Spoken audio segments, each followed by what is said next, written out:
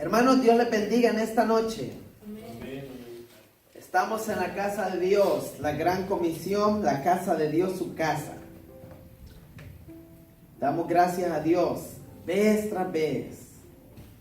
Valoro su esfuerzo, le aplaudo, le bendigo, porque sé que cada vez que está aquí es un chispito más de esfuerzo. Si yo preguntase cuántos quisieran estar descansando, podemos decir todos, ¿verdad? Hermano, quisiera estar descansando. Hermano, disculpe, pastor, ni siquiera he cenado. Disculpe, pastor, ni siquiera he hecho lo que me corresponde hacer ahorita porque necesito hacer algo, pero decidí venir a la casa de Dios. Bueno, sabemos que de las cosas del diario vivir nunca se van a acabar. Y si dejáramos de venir por esas cosas, pues nunca viniéramos, ¿verdad? Porque nunca se van a terminar.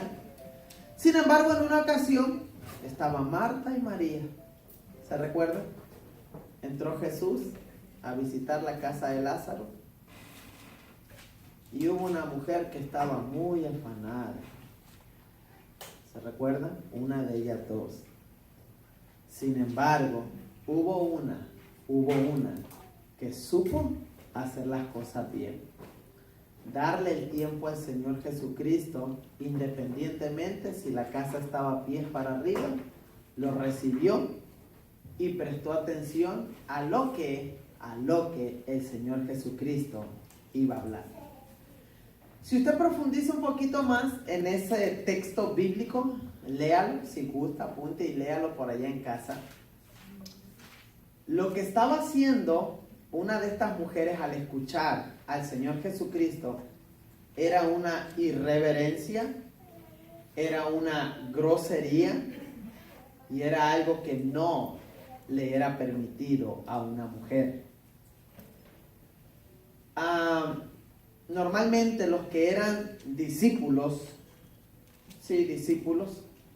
o más bien alumnos de los rabinos, no eran mujeres, sino que eran varones. Entonces, cuando esta mujer se sienta a los pies del maestro, está asemejando que ella es una discípula del Señor. Por eso su hermana, cuando la mira que se postra y se sienta a escuchar en posición de alumna al rabino, para ella estaba fuera de lo que estaba haciendo. Oye, eso no te corresponde hacerlo. Sin embargo, supo escoger lo bueno, independientemente de lo que la religión, lo que el sistema decía. Y prefirió, en vez de un sistema, prefirió a Cristo. Podemos profundizar un poquito más, ¿verdad? Pero ahí vamos a estar. Creo que ya le di un poquito para que analice esa historia. Bueno, damos la bienvenida y saludamos a las redes sociales. Ya tenía como 2 años que no saludaba a las redes sociales, ya me había olvidado de ellos. Pero sin embargo ahí están los videos y seguimos saliendo al aire de Facebook Live. Y pues bendecimos la vez pasada, a pesar de, reitero, como no había anunciado, siguen gente pues mirando los videos. De vez en cuando tenemos ahí una audiencia de 20, 30 personas, una pequeña iglesia cibernética. Y ahí están mirando. Poco a poquito que vayan escuchando la palabra del Señor. ¿Ok? Vamos a entrar en materia. ¿Qué clase damos los martes? La fuerza, el poder de la justicia. Y voy a retomar donde nos quedamos. Quiero tomar lo que es la obra vicaria. La obra vicaria. Ese es el tópico en el que quiero entrar. La vez pasada tomamos el tópico la regeneración. Hablamos del postrer Adán. Hicimos algunas preguntas. Hasta el ombligo salió por allí, ¿recuerdan? Hasta el ombligo. Ya ves, se le grabó, pero súper. Entonces, pregunta. Razón, recuerdan que al pecar, Adán y Eva, al pecar esta pareja, pues los echaron del jardín del Edén. Y recuerdan que les dije, que al correrlos, pues pusieron una espada de fuego y también pusieron unos querubines, que yo les dije ángeles, pero son querubines. Entonces, ¿el por qué? La pregunta en este momento es para aventar algunos destellos de a ver si están aprendiendo cositas, para ir reafirmando. ¿Por qué se puso esta espada de fuego paseándose alrededor del árbol de la vida? ¿Y por qué el Señor pues mandó unos querubines, puso ahí para que cuidaran? ¿Recuerdan que esta pareja ya había pecado? Entonces, ya les ayudé con eso. ¿Por qué se cubre este árbol? A ellos se les mandó que no tomasen de ese árbol, que era el árbol de la vida. ¿Tienen la respuesta? Recuerden que ellos al pecar, pues ellos estaban viviendo en pecado, y una vez comiendo del árbol de la vida, ¿qué iba a pasar? Estando ellos en pecado, ya no iba a tener vuelta de hoja, ya no iba a haber regeneración, porque iban a vivir como eternamente en pecado. Dicen, escuchen bien, esto no se dice. El árbol de la vida. Si ellos comen de este árbol, entonces ¿qué pasa? Cuello con ellos, no hay regeneración. Por eso el Señor manda unos querubines, cuídenme ese árbol, porque esta gente ya comió y no vaya a ser que, ya pecó, y no vaya a ser que en el estado caído en el cual se encuentran coman y sean destinados eternamente para muerte eterna. Tanatos, ¿recuerdan la palabra tanatos? ¿Qué significa qué? Separación. Bueno, ahí lo dejo. Ya veo que le está faltando un poquito más de estudio. Vamos a empezar con el término la obra vicaria. Ya me lo robaron aquí. Ok. La obra vicaria. Comenzamos. La obra vicaria define un acto realizado o sufrido en favor de otro. La obra vicaria es un acto realizado o sufrido en favor de otros, para que los beneficios del acto se transfieran al beneficiario. ¿Ok? El término vicario indica una sustitución. Apréndanse eso, chicos, porque van a oír, a unos niños van a oír en la tele, y el sicario. ¿Quiénes son los sicarios? El sicario se usa mucho en el mundo del narcotráfico. El tal capo, el tal narcotraficante tiene sus sicarios. ¿Quiénes son ellos? Este es el capo, el mero. Tiene sus sicarios. ¿Qué es lo que hacen los sicarios? El trabajo sucio. ¿A qué se le llama trabajo sucio? Quitar la vida o matar. Ese es un sicario. Pero en este momento estamos hablando de un vicario. ¿Y qué dije que era un vicario? Alguien que pone su vida, ¿para qué? Pues para salvar la tuya. Sin embargo, el sicario, en vez de poner su vida, te quita la tuya. El término vicario indica una sustitución. Se dice de alguien que ocupa un lugar, dejando de ser beneficiado para que otro sea beneficiado. Esto es Cristo. Cristo murió no solamente a favor nuestro, sino en lugar nuestro. Él fue hecho maldición por nosotros. Romanos 5 del 6 al 8, Gálatas 3 del 1 al 3. No, Gálatas 3, 13. El término vicario está en contraste con el sicario. El vicario entrega la vida, el sicario la quita. Jesús manifestó ser el vicario de Dios.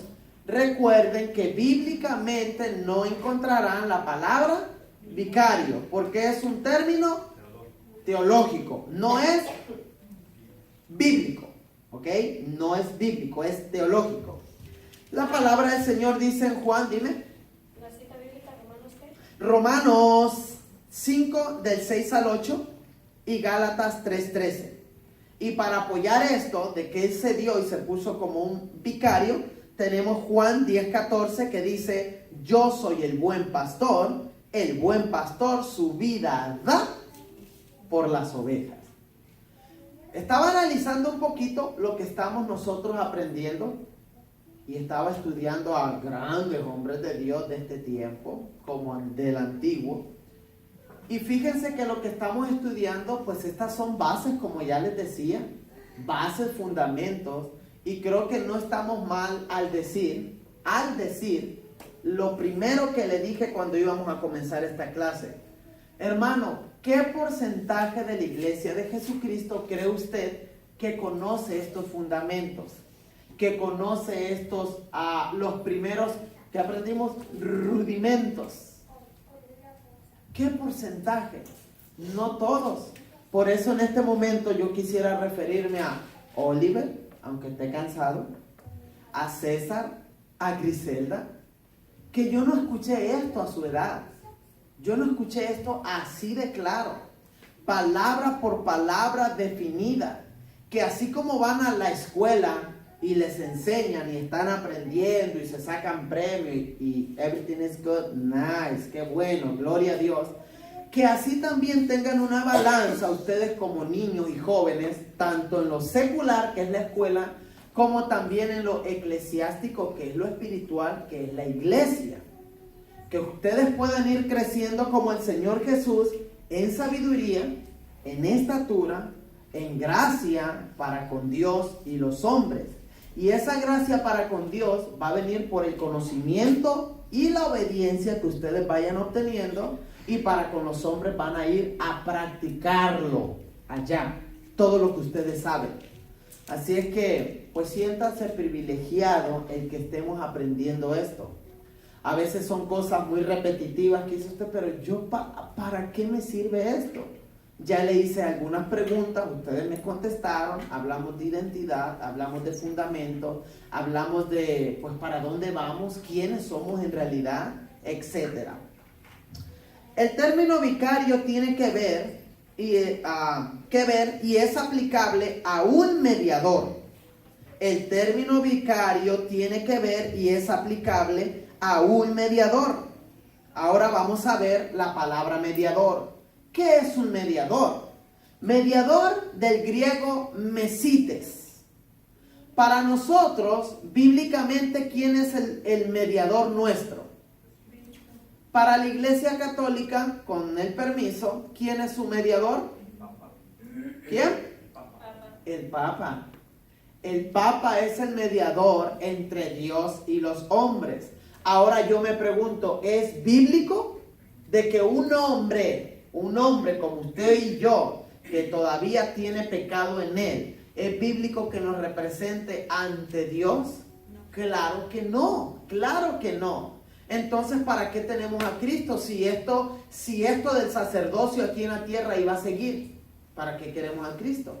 Ahora no tenemos un sacerdocio levítico. Si se dan cuenta que en este caso la iglesia tradicional sigue con la copia de ese sacerdocio, oigan, y están transgrediendo la palabra, porque si al caso vamos, en la iglesia tradicional, no todos los papas quizás podemos decir que son judíos.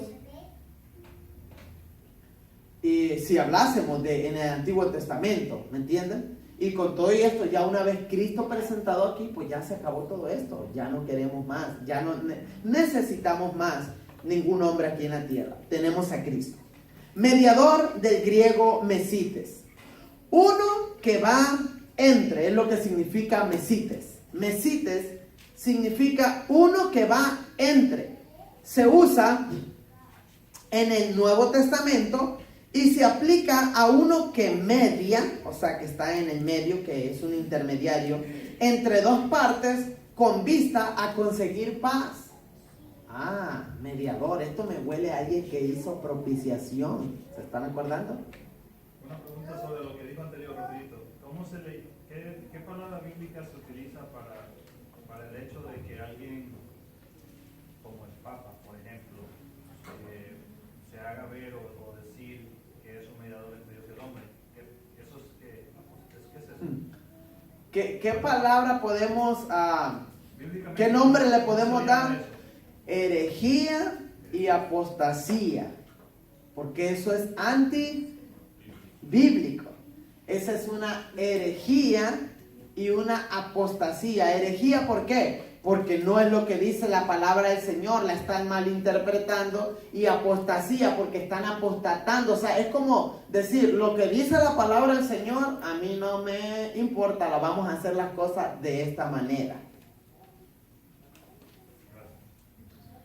El término mediador es aplicable a aquel que posee la naturaleza y propiedades de aquel. Aquí escuchen esto, porque aquí está también respuesta a lo que tú me estás preguntando. Que no se aplica el tener un papado, no se aplica. El término mediador es aplicable a aquel que posee la naturaleza y propiedades de aquel ante quien actúa, que es Dios, y que asimismo participa de la naturaleza de aquellos a favor de los que actúan, el hombre. En este caso, por eso necesitamos un mediador que sea Dios y que sea también hombre.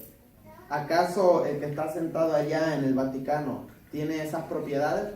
Por supuesto que no. E incluso muchos ya se han muerto y ni tampoco su papa llamado Pedro ha resucitado. Ni tampoco el mero mero que es Pedro, ¿verdad? Ese es su mero mero, San Pedro. Tampoco resucitó. Había conflicto de interés, ¿no? Había conflictos por allí. Y eso se me ha venido a la mente y siempre lo digo. Creo que cuando estamos aquí tratando de enseñar algo, hay tantas cosas que enseñar. Y cuando ahorita hablas de conflicto de interés, me lleva a pensar, he deseado y lo deseo, poder entrar en la clase que se llama La historia de la iglesia. En la historia de la iglesia, te viene desde el tiempo de Cristo, de cómo comenzó la iglesia, el aposento alto, los padres de la fe, el papado, algunos papas que hicieron algunas cosas pues en pro a la obra del Señor, pero con todo eso eran papas. Tantas cosas, hermanos. ¿Sabían que hubo una papa mujer? ¿Sabían o no? Bueno, vayan a la historia. También. Hay de todo, hay de todo. Para ser un vicario de Dios a favor del hombre, debía poseer la deidad en conjunto con la humanidad, porque sólo así podría abarcar las demandas del uno y las necesidades del otro. Además, las demandas y las necesidades podían hallar su satisfacción solo en aquel que, siendo sin pecado, se ofreciera a sí mismo como sacrificio en favor de los pecadores, llevando el pecado de ellos. Estas demandas solo se dieron en un ser llamado teológicamente como ¿quién? El Theantropos, T-H-E, Theantropos, que significa Dios hombre, manifestado en la persona de Jesucristo. Dice 1 Timoteo 2:5, porque hay un solo mediador entre Dios y los hombres, Jesucristo, hombre.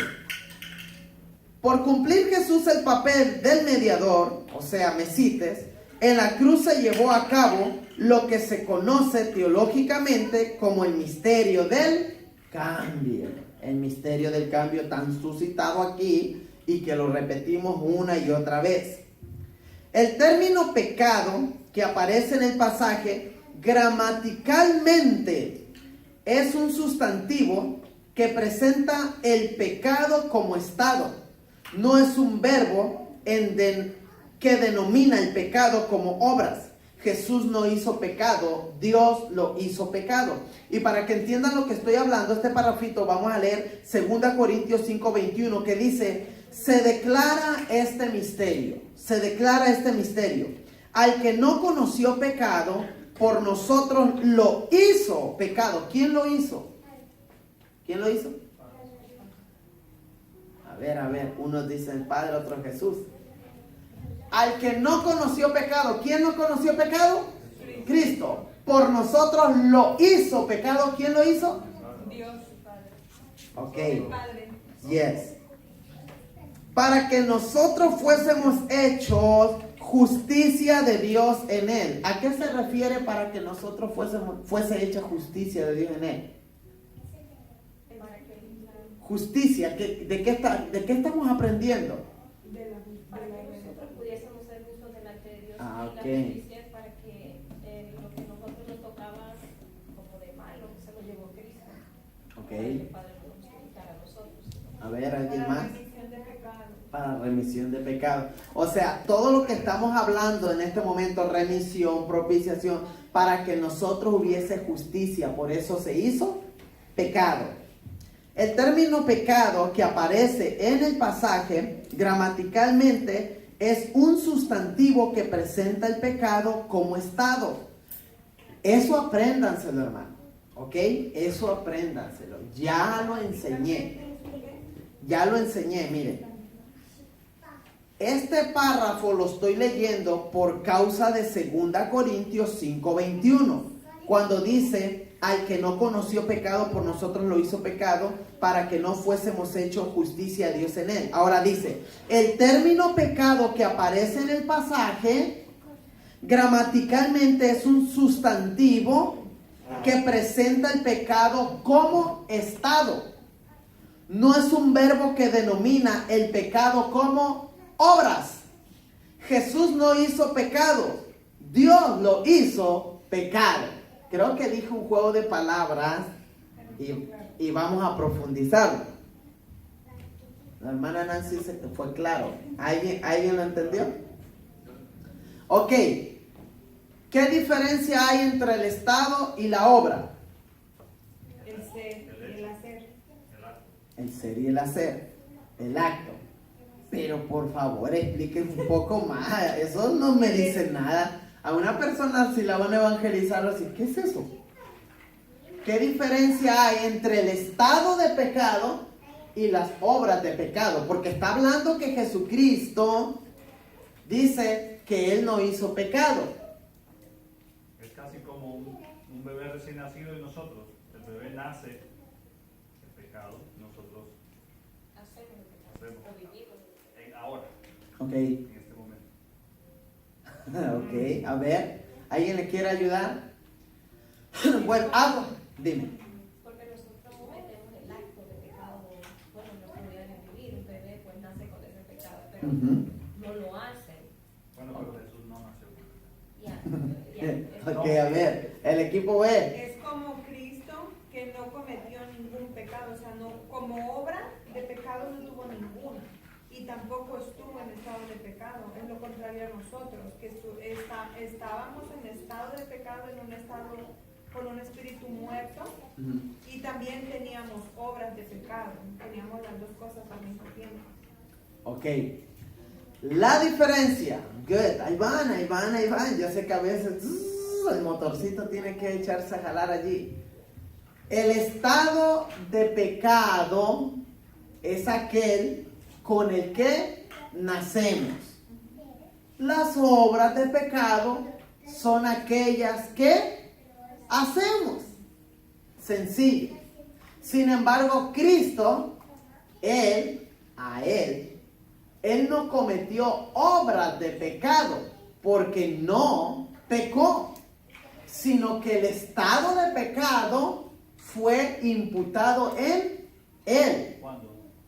Cuando Él fue crucificado. O sea que cuando Jesús nació, no nació una naturaleza pecaminosa. Por supuesto que no. Porque fue engendrado por obra del Espíritu Por Santo. supuesto que no. Recuerden, ni concebido. ¿O sí era concebido? Recuerden que el pecado viene ¿por quién? ¿Por el hombre o la mujer? El hombre. Ay, siempre este hombre. Por eso es de que el Señor Padre Todopoderoso, conjuntamente con el Espíritu Santo, deciden que traer aquí muchos, es aquí donde cometemos el error de que decimos que el esperma de Dios, ¿recuerdan? Que hay predicadores que aún hablan acerca del esperma de Dios por causa del Espíritu Santo en la vida de María, en su vientre, etc. Pero es que no podemos tampoco hablar de esa manera. Recuerden que cuando estuvimos estudiando neumatología, dijimos que era un misterio, un misterio, que no se sabe cómo se llevó a cabo eso. Que incluso podemos decir que el hombre y la mujer al juntarse pues fecundan a un feto. Viene el óvulo, viene el esperma, entonces ahí está la procreación de un baby, sea niño o sea niña. Y por causa del hombre viene la cadena del pecado y por eso pues ahí viene el pecado. Por eso Cristo no fue concebido por causa de un hombre, sino que vino el Espíritu Santo y en una obra de milagro viene y a los 9 meses. Es un misterio tan tremendo eso. Creo que van a ser cosas que apunten en su mente, en su espíritu, para que pregunte allá al Señor. Hay tantas cosas que quizás no vamos a comprender en este tiempo. Pero bueno, déjeme avanzo.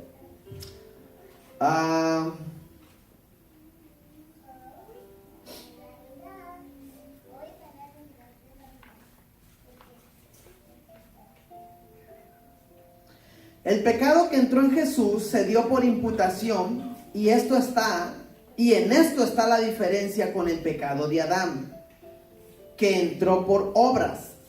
Esto indica que el pecado que Dios puso en Jesús no lo hizo un pecador, lo hizo el pecado de la humanidad. O sea que todos nosotros al pecar, pues fueron todos nuestros pecados imputados en Cristo. Por esta causa Dios no juzgó en la cruz a un hombre pecador, Dios juzgó a un hombre cargado de pecado. Muy diferente, ¿verdad? Por esta causa Dios no juzgó en la cruz a un hombre pecador, Dios juzgó a un hombre cargado de pecado, haciendo juicio sobre el mismo pecado. Por lo consiguiente, Dios no trató a Jesús como un pecador, sino como el pecado mismo o como el germen del pecado, pasando a ser una maldición, muriendo como un maldito. 2 Corintios 3:21. Está escrito que todo aquel que moría colgado en un madero sería ¿qué? Maldito. Sería maldito. Si alguno hubiere cometido algún crimen, escuchen esto. Deuteronomio 21 del 22 al 23, para hablar y hacer referencia a los que colgaban, eran malditos. Si alguno hubiere cometido algún crimen digno de muerte, y lo hicierais morir, y lo colgareis en un madero, no dejaréis que su cuerpo pase la noche sobre el madero, sin falta lo enterrarás el mismo día, porque maldito por Dios es el colgado. Imagínense. Maldito no por el diablo. Siempre le echamos la culpa. El diablo te está maldiciendo. No.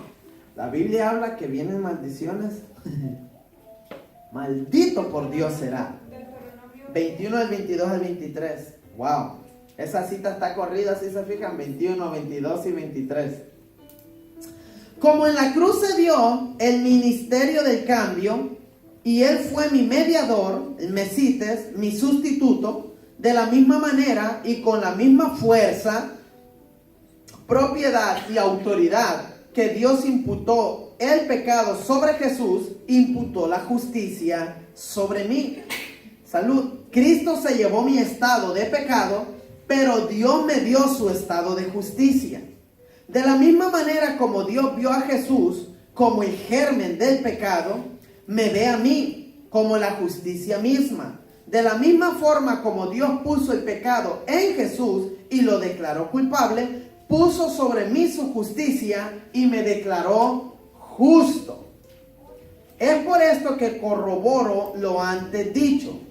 Aún cayendo, agárrese, aún cayendo en el pecado más horrendo o más degradante de este mundo, por causa del misterio del cambio y de la sustitución que se dio en la cruz del Calvario, dejaré de ser santo, pero no dejaré de ser justo.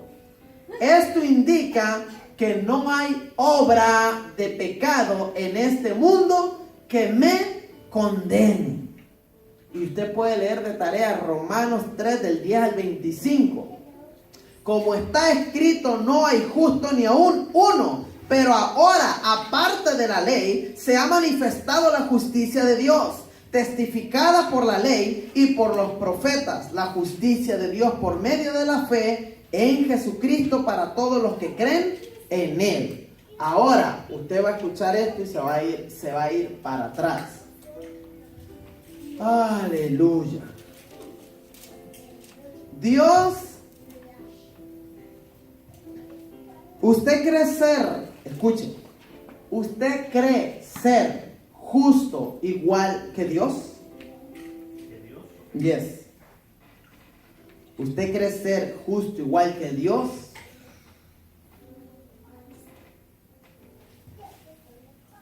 Porque si estamos hablando de justicia y vemos al Dios que es justo, entonces, Dios es justo porque no hay pecado en Él, ¿verdad? Ok, perfecto. Ahora, ¿nosotros somos justos igual que Dios? Sí, ahora sí. ¿Por qué? Porque Fíjese. al suceder la propiciación y Jesucristo hacernos justos, igual que Él, o sea, aquí viene la palabra vicario, de que el beneficio de lo que Él hizo nos hace pasar, o sea, la obra que Él hizo nos hace recibir el beneficio de lo que Él es. En este caso justo, Él es justo, nosotros somos justos, la justicia de Dios es buena.